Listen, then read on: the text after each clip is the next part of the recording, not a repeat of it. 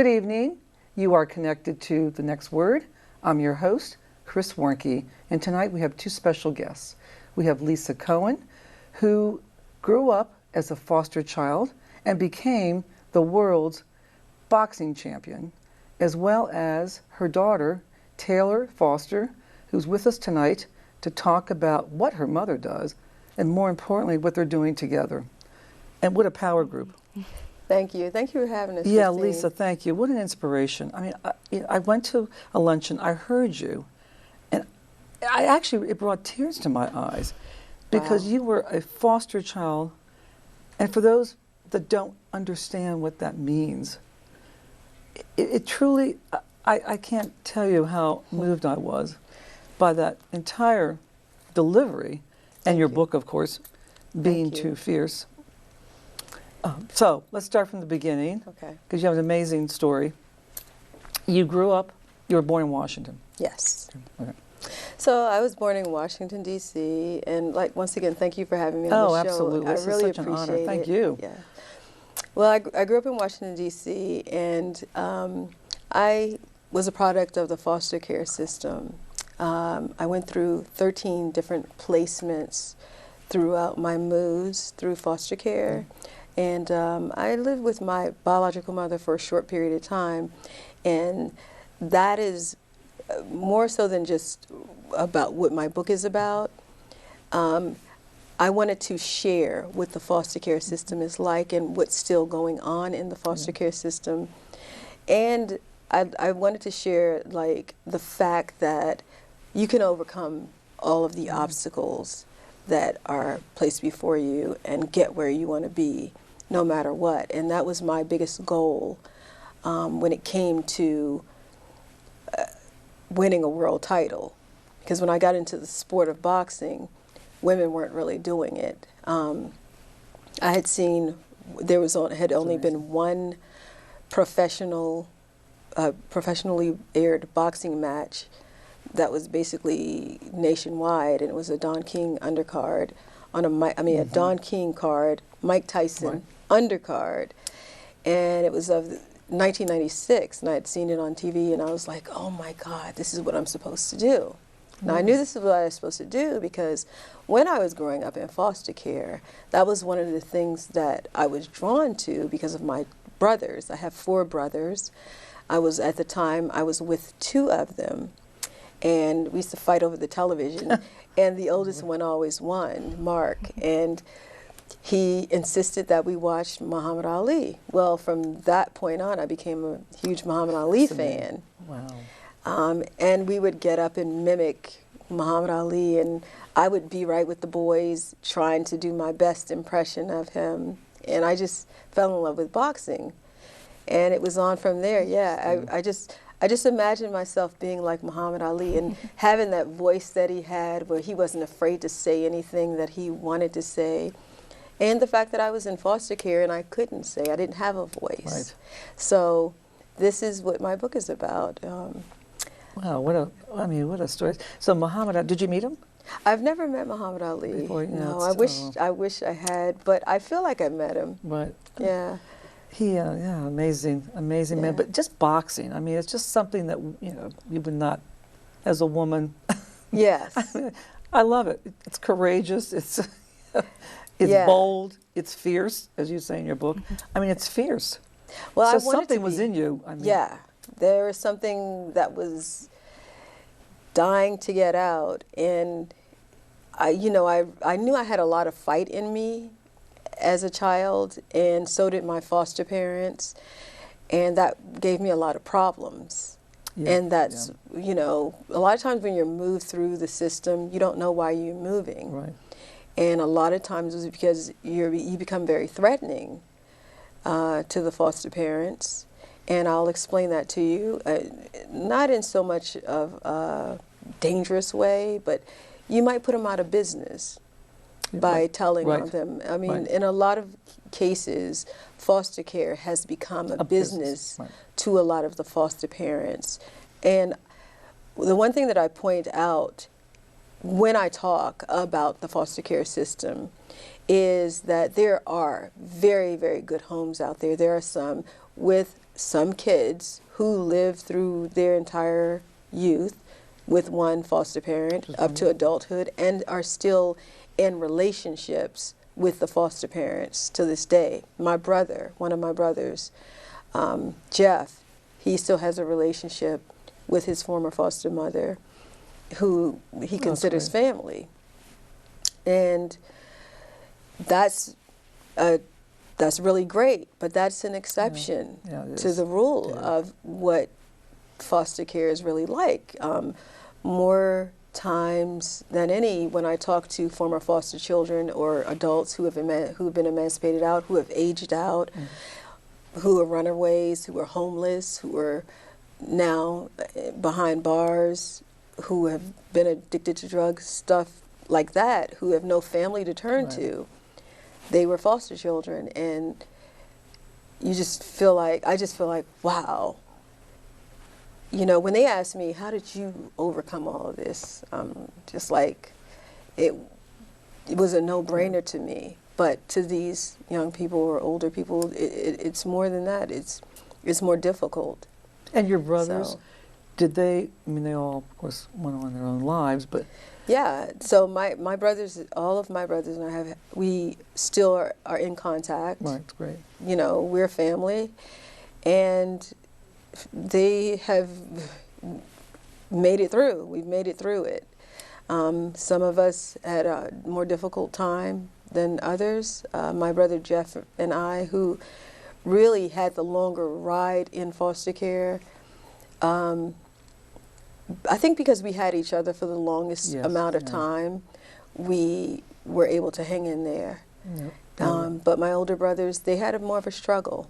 Yeah, so I'm glad to say they're doing well today, But in listening to you the day I heard you speak, you talked about how you were treated so much differently in some of these homes. Absolutely. Than your brothers. Yeah. And you were held at a different standard. You were abused. Yes, I was. That was heart-wrenching. I am not afraid to say it, and this is the reason why I wrote the book, is because at the time I did not have a voice to say it.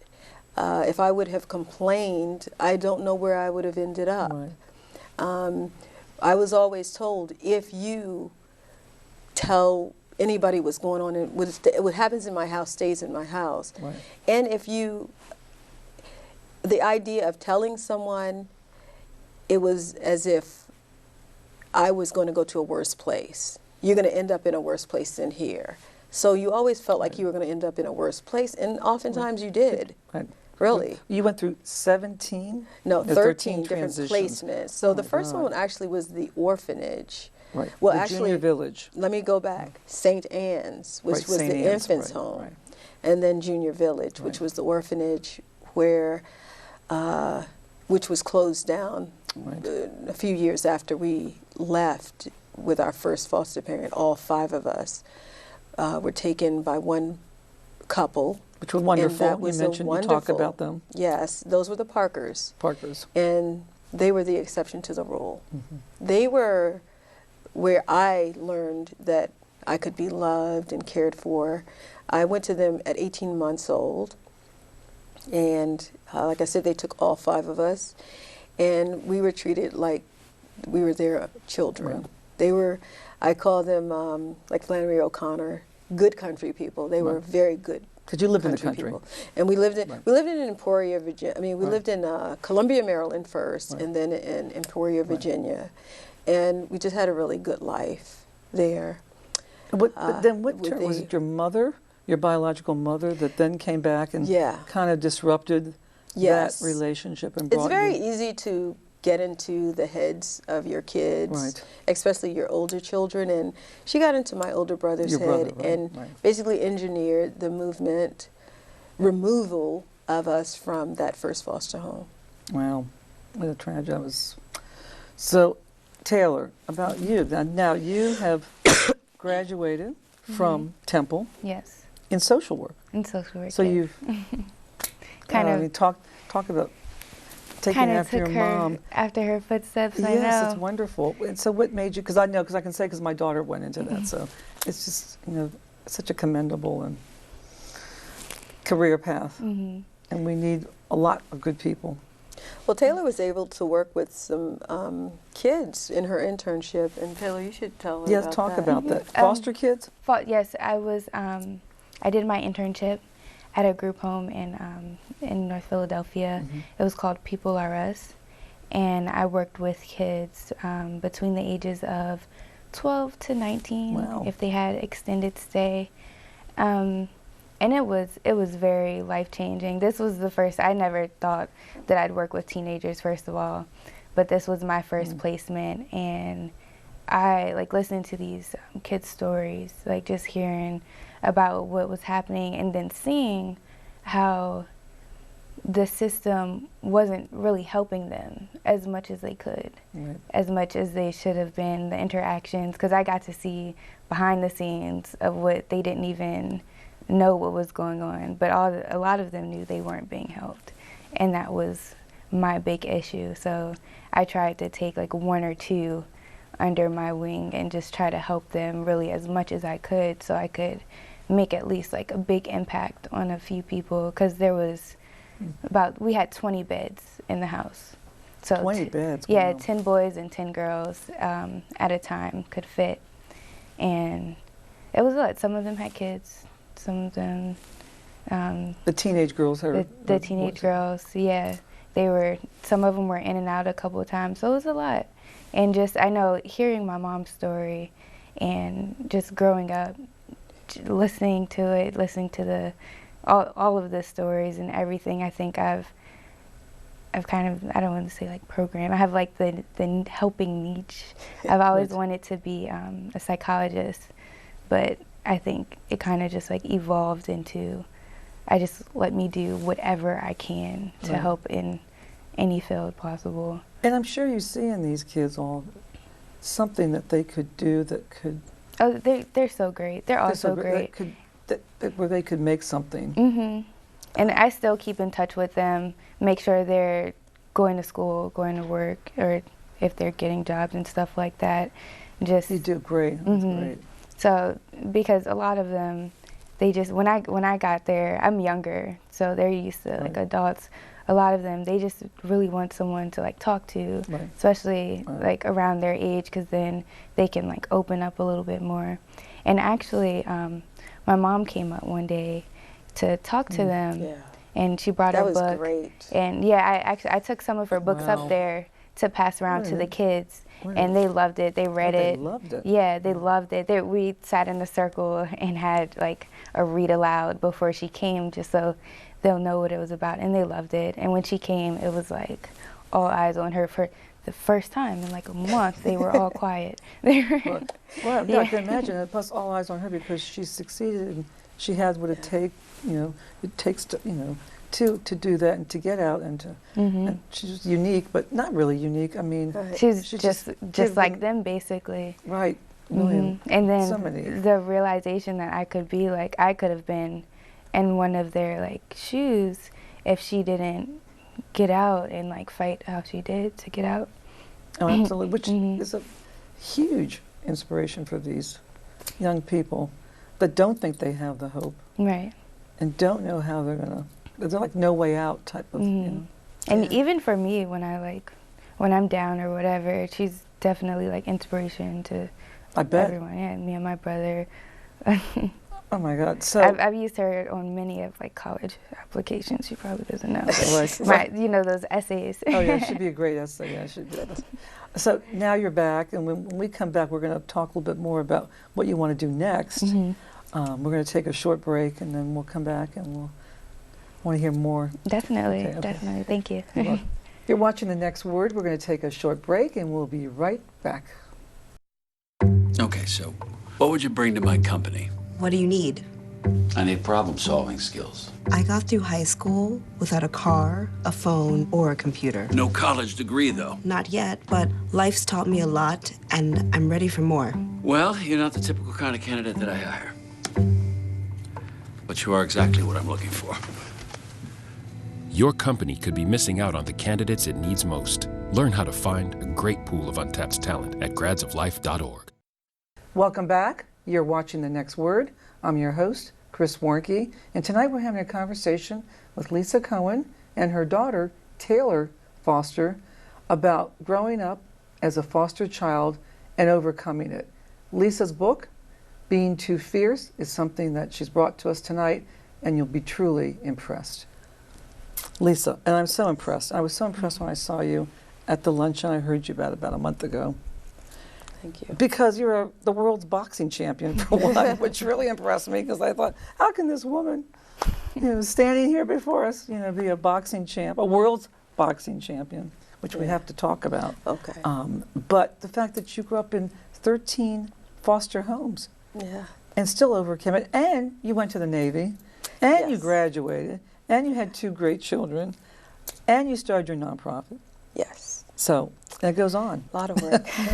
It goes on and on. Yeah, it just all had to be done, and I'd rather keep it on the positive note than the negative. Which so. is wonderful. That's what got you through. Exactly. That was one of the things, and while I was growing up in foster care, one of the things that I used as a tool, an instrument to keep me out of trouble was I knew that I was going to be in trouble if I stayed in the house all the time, because, there's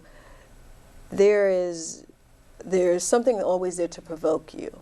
So I was very energetic, and when I was old enough to have a say in it myself, I was very energetic, so I just took on sports. And I always use the story of when I joined the track team. Wow. Okay, anybody who knows me knows that I cannot stand running.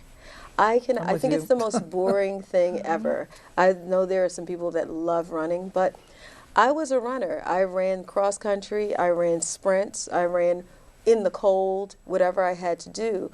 And that was to prevent me from going home. I just did not want to go home. Running was easy. I joined the basketball team. I knew nothing about basketball. I knew how to mimic playing basketball. I was athletic, so I got on the team. Right.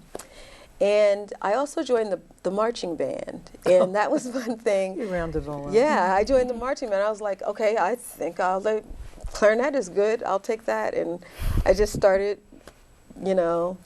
playing the clarinet. I couldn't really play it very well, but I knew how to march.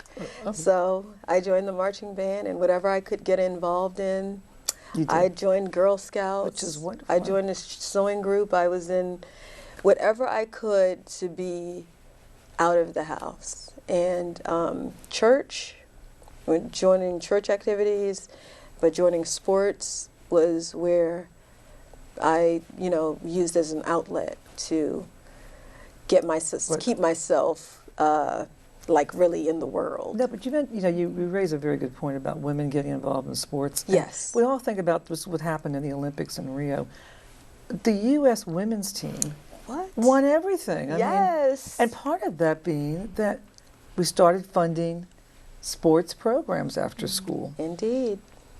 And you are an incredible byproduct of that. Yes. So that is why I started my nonprofit. My nonprofit is Capital City Champs, and it's geared toward 8 to 18-year-olds. And I like the idea of getting the girls and guys in it. It's a boxing program. Oftentimes, I would go to the gym. I would be in there training. The guys were in there training.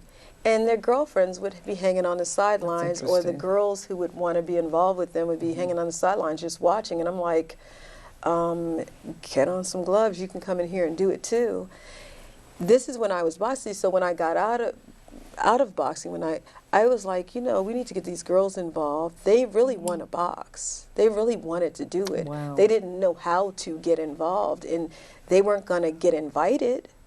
So someone like me, I'll invite you. But also, I thought that I have been exposed. I'm very, very, very grateful for the life that I have now. I have a wonderful husband. I'm very exposed to a good life. And what I realize is that some kids just are not, they don't have the exposure. They don't understand. I play golf, I play tennis, I go to the country clubs, I do a little of everything. And I just look at it as another facet of my life. I don't look at it as an important thing. But I think that if if the young people who enter my gym with their pants sagging, with their swag, learned Right. a little etiquette. So the program that I have is an etiquette program. You have to learn a little etiquette on top of your boxing. So, I mean, that's just like a great requirement. program. Wow. Yeah. So I just, you know, you have to have manners. Right. You have to learn your manners. I even teach them how to set a formal table, place Really? setting. Yes. You have to have all those skill sets. How those to social dress. skill sets, absolutely. What etiquette, take them to a golf course, show them what the etiquette of golf is all about. What is the etiquette, even of boxing? Boxing was considered a gentleman's sport. You shake hands, Right. and then you come out fighting. Right. And it was, I know what you came in to do is honest. You know, we came in to knock each other out. We have that understanding. And then we shake hands afterwards, and we don't have any Right, animosity. These to me are all lessons in life, and this is what I try to instill in the young people. And there are I get some 20 and older who come to me and they say, yeah, Lisa, I'd love to learn how to do this. I'm gonna stand around and watch. I have some parents who want to just stand around and watch because they don't know how to do it. Right. So. And so how long the nonprofit you started in? I started the nonprofit about 8 years ago, and you know, I took some time off from it to write the book. I went back to school. I went back to college and got my degree in English. I wanted to write it correctly. Right. And now I'm very fortunate that my English professor and sociology department in the school is using it as a part of their curriculum. Oh, it's a great Book, so I'm pretty lucky. Great platform, and I mean a story, and like I said, you know, you've inspired all of us, and I know I can imagine being the daughter of. I mean, Yeah. Taylor, what a hard act to follow, She's right? something. Yeah, she's something. They ask my kids all the time, I know your mother used to beat you when you were kids. Oh, We because were the great Bible- kids. They were like, They were great kids. Yeah, I'm sure. Yeah, I was like, they never did anything. to do anything. That's No, right. but you know, they started boxing. Taylor started when she was did 4. you tell you did you started boxing? So I mean, amazing. Where Yeah. are you still doing it? I mean, do you still Well, now, like she said, we're trying to get back in shape so we can. back in shape. You look great. Well, back in boxing shape is totally that's a different. different deal. Yeah, That's totally true. That's true. different. Back So- in boxing shape with the clarifying. So we're trying to do our little short videos teaching people how to box. great. Everyone comes up to her like, you need to do classes. You need to. Oh, Like, yeah, are you all the time. training I think people? boxing's Are you- terrific. I Yeah. seriously, I did want to do it. I It is actually the did want to do it. best. The problem was, I thought, what's going to happen to my nails? Oh, As girl, long your as they're nails. short. I know that's kind of Your nails stay good. your nails stay good. Put those gloves, and so you can like. Anyway. Your nails stay good. You just get them No, it's- done. it- You it- wrap your hands, and then you don't have to look at it as a thing. Just look at it as like outlet. Yes. No, Let but it's it a out. great outlet, and Yeah. truly, I mean, you use all your muscles and your Every muscle in your your body. Every The muscle. the jump rope. To avoid running, which I still had Yeah, to do. running's awful. I would. You agree? I agree. I would run for 20 minutes, but I would jump rope for an hour. I guarantee you, Jump a person rope who could for an run hour? 26 miles probably could not jump rope for an hour. No, I Yeah, didn't. jump rope. I would jump rope for an I wonder hour. if I can jump rope for. That a was in minute. my fitness regimen on a To jump rope for 1 hour. yeah when You I were was really training. driven. I mean, Lisa. Very disciplined. I Very think- disciplined. Yeah, it I was. think the best but it was thing- great. And if you know how to do tricks, you just it's Right, just right. it just comes. It's, just- it's great. But that also comes back, I guess, back to your, what you went through.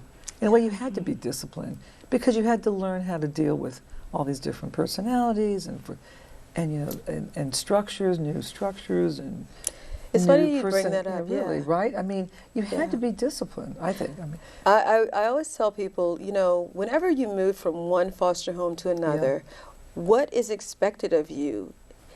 The foster parent expects you to drop everything that you ever knew and ever did. So the church that you used to go to, the school that you went Really? to, Wow. the friends that you had, they no longer exist.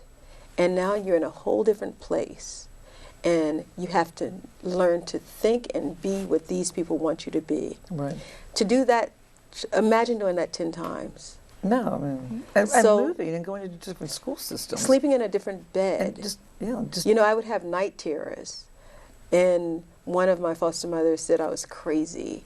But if you move to so many different beds, it really creeps you out. Well, you know. Well, and also the school system, being in different schools. I mean, absolutely, that is a huge adjustment. You're learning geometry in one school. You move in the middle of the year, and you're learning algebra. Right.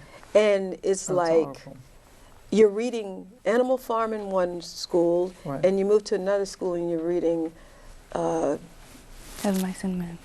Odyssey. I don't know, but you feel like, oh my God, I'm not going to learn. Constant disruptions. So I literally went to 13 different schools. 13 different schools. I can't imagine. I mean, yeah. Can you imagine graduating? No, because I know myself. I mean, nevertheless, on time. I graduated on time for me. Because depending, you know, for the time that But yeah, I wasn't held back, and it was. I amazed myself after that, but I was determined because I was told that I wasn't going to graduate. Which is, You're never going to graduate. And then you went to Navy. You joined then I Navy. joined the Navy. That was my way of emancipating myself out of the system. Which I can see. Yeah. Yes. No, I can. The Navy was great. The Navy would be great. Yeah. Yes, I traveled the world. We went on what's called a Westpac. I was stationed on board the USS Samuel Gompers in Alameda, California. I had never left D.C. before, except for Virginia. And moving to the West Coast and living on board the ship, it just taught me so much. It taught me how to be completely independent. Oh, absolutely. And first of all, thank you for your service. But I think that really impressed me. One of the things that impressed me the most that day, the fact that you joined the Navy.